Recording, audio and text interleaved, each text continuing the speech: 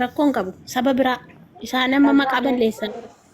Ishee amma Asiyaan fa'i maaluma jettiin Asiyaan Mubaarak ijarri ijoolleen sun ijoolleen Amaaraa diiwutu gootee ilaalaatti maaluma jettiin ofii a'uuzu billaa. Haala Asiyaan sun amma Amaariffaan dadhabdee Oromiffaan amma leengadda viidiyoo waraabeen jira. Mubaarikii adaraa rabbii jedhiiti dhugaa se'etteen bar otoo Amaariffaan sun. Asiyaan moo? Rabbii jedhi Mubaarikii dhugaa se'etteen hin qaanfatte seenu. Insaan fatte ka imboose Mubaarikichinni Amaarri sun imboo'ee bar boo'ee kadhatee fi bar ijoolleen Amaaraallee nama satti dhiyaatu a'uuzu billaa. Wallaahi laazim isaan immoo beekamoodha bar dhugaa rabbii. Isaan immoo kijibani bar. Ay silte. Silteen akkasitti nyaattee birrii Oromoo. Mucaan hin kajiba wallaahi dhugaa rabbi jechuun idhaa inni durumayyoodhaan ijoo dhukkuba sukkaaraa hin qabaa hin himagisuma hundaayyuu dhukkuba sukkaaraa qabaachuu nima qaba jedhan. Isa qabaachuu isa kalees hin qaba jedhan garuu dhukkubni isaa erga intirii dhaquutti turkii dhaquutti of hin amanne maaliif turkiin dhaqaan inni mangalan jedhu maa hin kennaa koo namni akka ammas inni turkitti sana himuu qofatu badee ba'a. Waan siin jedha rabbi haadha manaa koo fudhadheen galaa dhukkuba shukkaaraan qaba galeen biyyatti tuktukima kanarraa isiniin gargaara akkuma duraaniitti isin tajaajila ijoolleen rakkattanii waayifaan Itoophiyaa keessa jira mana naa bitaati galeetanii mana koo keessa taa'ee isin tajaajila akkuma kanaan duraattu jedhe dhugaa rabbii namni gargaara garuu kana dhukkubsatee na dhukkube jedhee waraqaa sobaa fida waraqaa dhugaan fidu har'as boris waraqaa jetti ijoolleen har'as boris waraqaa jetti waraqaan soba waraqaa waggaa tokko duraati jedhan saniyyuu immoo kan isaa miti jechaa jiru ijoollee warri ingilifa beekanii hin dubbisu hiikaniillee afaan oromootti illee hiikanii hin dubbifama ingilifisiyaan akka duraanii dhuguma zarrasee margitee amma jechuudha tokkoon keessan jechuudha Mubaarakiin dhukkubsatan jedhe namni dhukkubsatu jechuudha dhaqee masaraa mootummaa biyya sanaan daawwadha jedhee jechuudha. Masaraa tolin seenu jechuudha. Dhugaa mucaan kun fayyaa qaba. Birri namaa malaan nyaateera birri sabaa. Ijoollee Oromoo jechuudha. Mucaa kanarraa barumsa fudhaa. Rakkataa Oromoo keessa ni gargaara malee jechuudha. Akka nama maqaa Oromoo balleessu akkan gargaare lamu. Wallahi bakka itti muruu wallaalleen bakka itti muruu wallaallee nan fooyyee jedhe nagarree obboleettiidhaan hin gaddaa. Obboleettii isaatiin siidonaadhaan ergini Itoophiyaa galee qoricha shukkaaraa marfee waraanne jedhe bar. Fudhanne dhukkubaan jiru. Hageessa miti? Dhukkubaan jiru har'a kun guyyaa lama deeggarutti sana galeeyyuu guyyaa lama. Garuu kijibanii akka itti walirraa birrii nyaachuun hin ta'u. Hiyyeessa baay'ee jira ijoollee kan waan dhuguu hin qabne immoo dhukkubsatee sirriirra ciisaa jiru. Dhugaa rabbii hiyyeessa baay'ee jira. Rakkoon qabu garuu sobuun hin ta'u otoo akkasitti fabaasee kadhate namni numa gargaara. Ay Mubaarak dhugaa Mubaarak seenaa hojjete bara duraan Oromoo irraa qofa hin nyaanne bara sabaa sabalamii irraa nyaate yaaki Amaararraa silteerraa. Tommo Suudinaa gargaaree raaddeedha. Wallaahi. Otoo ni osaan Mubaarikii gargaaru baadhee Suudinaa gargaareedha Suuduu. Seewayyaa mana keessa oolti dubartiidha. Yaa Rabbi uummanni bara uummanni. Haali bodii isaanii uummatuma waan ittiin jiraatan dhabanii amma uummanni Kaayiroo kuni dhugaa Rabbi uummanni Kaayiroo kuni hojiin dhaquu mana madaamii keessa taa'ee hin dalagu hin kadhata bar taa'ee abaaboo. Laa waan jiraatan una qabanii bar ruuzan nyaatu barre ruuzaa fi daqiiqii zayitii UN kennaafi bar tola ciisanii nyaatu jira.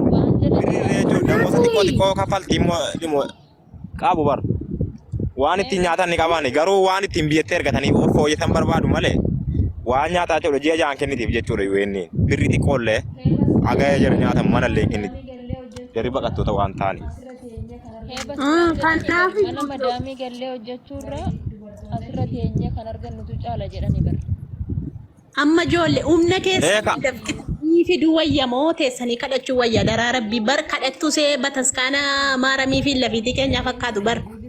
Ingau mindaan isaa ganan ga'u dhugaa waaqayyoo dhaga'een ture. Kadhattoota yeroo gabaa dhaqan hin beektanii sin. Kadhattoota jira bar yeroo gabaadhaan nama bataskaanarra deemanii sila Maaram, sila Gabriel, sila Joorgis warra jedhan dhugaa rabbii ta'anii kadhatu bar warra fayyaa hin qabnetu mee akkamittiin namni fayyaa qabu taa'ee abaaboo tokko naa guuti maali tokko naa kenni jedha ol galeen dalagatu mana madaamii yaadira rabbi mee ilaala. Injiru mindaan injiru dhalaaloo kana sirraa argatantu jaale. Kaayiroodha akka suudii kanatti kaffalan riyaalaan kaffalan kaayiroodha wallaahi tokkicha Bas illee mindaan injiru maa jedhu injiru jedhu barbirriin injiru kana sirraa argannutu caalaa dhugaa rabbiin injiru maali ijoollee baay'een bar dalagatanii galanii jiru maal ammaa isheenii obboleettiin humukaanis eenyu isheenii maqaan isaa joo intala tokko goddanyaa humukaanis kan obboleettii haadha kaanusiiti mucaan suni bar mana rabaa keessa dalagaa jirti ijoollee baay'een mana rabaa keessa dalagaa jiru mana rabaa jira akkuma biyya kanaa garuu hin hojjetani hin kadhatu ta'anii mee kadhachuu wayya moo hojjechuu wayya utuu fayyaa qabanii ta'anii kadhatu. Habibti dadhabuun barbaadan isaan asuma ta'anii gaggara gaggalaniitu argachuu barbaadu malee. Bar kanaaf abbaan barbaade mukatti cabsee abbaan barbaade arrabsa. Maarree. Mubaarakiin abbaan fedhe arrabsuu uleedhaan haa caqaqu. Mubaarak si jammaroo namoo miti kutaa tokko bakka silteedha waan ta'eef tokkoon haadha fi lamuu ganda kutaa tokko keessa ittiin nama arrabsitu. Silteedha kalas silteen waa namaa kadhattee birri saba lammii nyaatte sobde. Abbaan fedhe dhaqee funyaan keessaadha jechuudha. Kutaa namaa bakka hin buukiyyaan kun. Maaliif hojiidhuma isaa kana nama kalas saalfachiisa. Maaliif boo amma yeroo itti geemii kana taphatanii amma geemii kana hundumtuu achiis geemii asiis geemii maaliif boo akka waan bitanii geemii kana birrii kana sirka kaanii birriidha bara abaaboon tokko birriidha.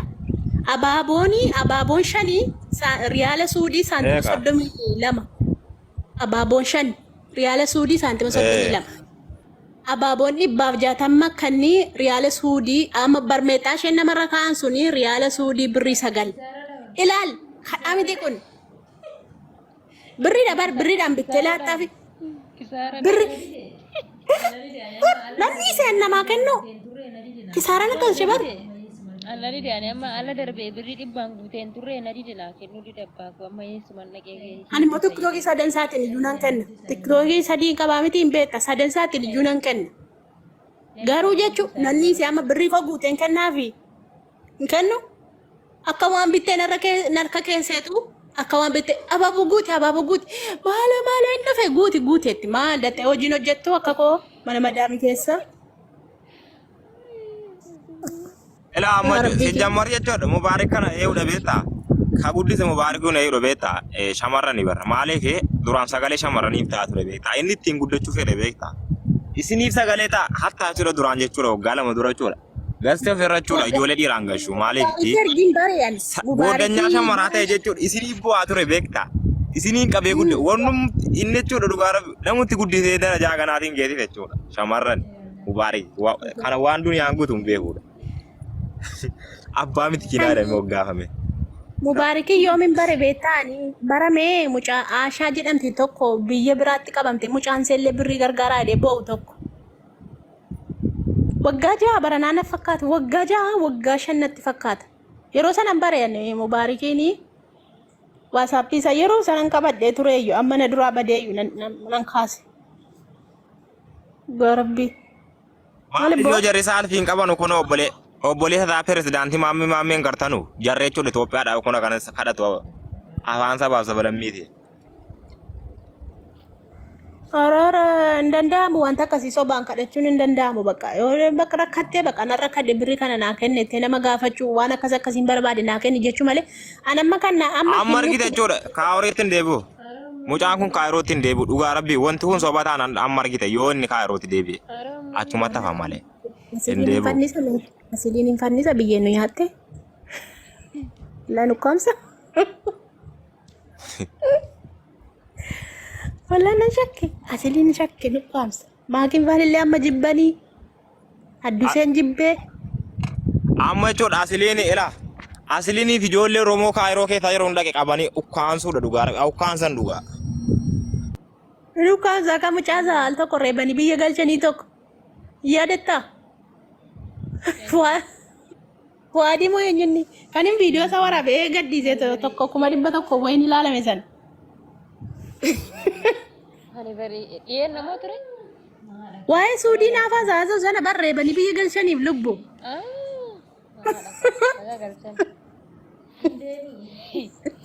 Mubaarik akka gochuun hin oolu asiriin yaa rabbi dubaas lammata deebitee nu biyya Mubaarik biyya. Silumayyuu hin deebi'u Mubaarik biyya amma achitti hin deebi'u. Waan deebi'u miti. Indeebu birritti utuu fixuu baatee turkii sanallee dhaquu baatee birritti keewwatee mana ijaarrate natti tolaan. Mana ijaarratee makiinaa bitate kalas jiraatee ijoollee isaa fudhata. Amma dhuguma silxeedhaa garuu Oromoo miti.